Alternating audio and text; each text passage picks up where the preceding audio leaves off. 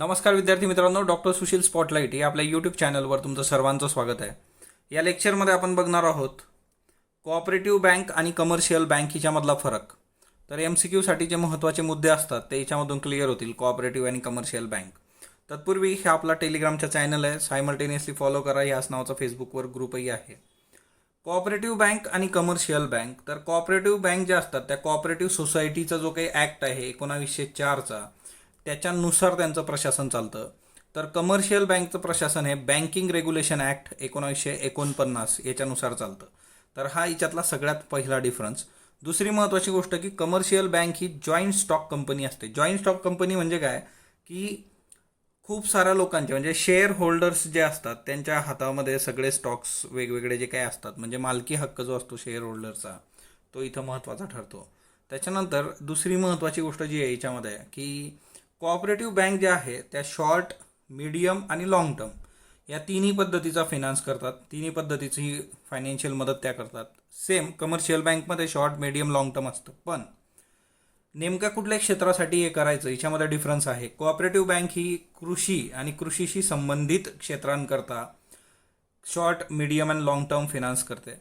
तर commercial bank जी आहे ती व्यापारासाठी आणि उद्योजकतासाठी, इंडस्ट्री असेल, कॉमर्स, व्यापार, तर त्याच्यासाठी करते. तर हे एक मोठा डिफरन्स इथं आहे.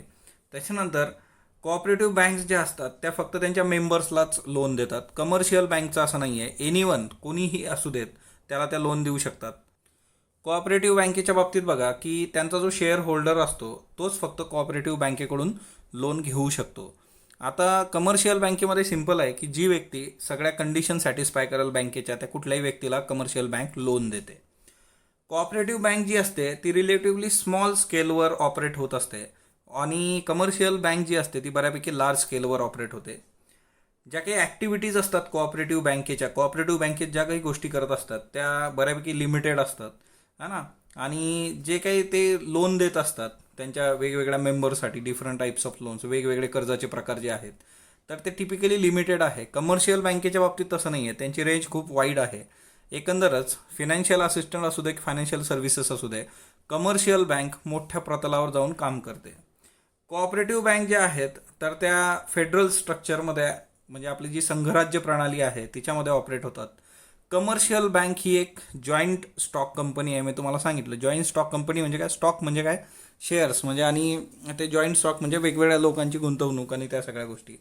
तर कोऑपरेटिव्ह बँकेच्या बाबतीत सुपरविजन जे असतं कोऑपरेटिव्ह बँकेत ते स्टेट गव्हर्नमेंट म्हणजे राज्य सरकार, नाबार्ड ऑब्वियसली कृषीमध्ये काम करतं आहे, आणि RBI. कमर्शियल बँकेच्या बाबतीत सुपरविजन हे डायरेक्टली RBI म्हणजे आपली रिझर्व्ह बँक. तर हा एक मोठा डिफरन्स या दोघांमध्ये आहे, तर तोही एक लक्षात घ्या.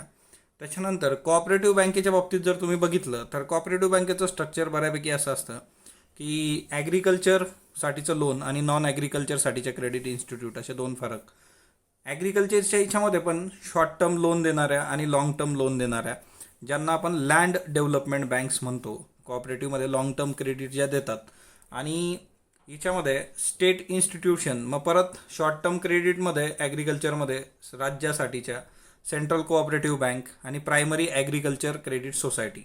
प्रायमरी ॲग्रिकल्चर क्रेडिट सोसायटी जी आहे तर ती अर्बन किंवा ॲग्रिकल्चर याच्यामध्ये प्रायमरी लेवलला काम करते. त्याच्यावरती डिस्ट्रिक्ट सेंट्रल कोऑपरेटिव्ह सोसायटी असते आणि त्याच्यावरती स्टेट कोऑपरेटिव्ह बँक किंवा स्टेट कोऑपरेटिव्ह ही अपेक्स लेवलला सगळ्यात वर असते. तर एक 3 टायर स्ट्रक्चर याचं असतं. पण याच्यामधले जे महत्त्वाचे जे डिफरन्सेस होते ते लक्षात ठेवा, परीक्षेसाठी महत्त्वाचे आहे. स्पॉटलाईट बरोबर जोडलेलं राहा. स्पॉटलाईटला लाईक करा, शेअर करा, सबस्क्राईब करा. धन्यवाद विद्यार्थी.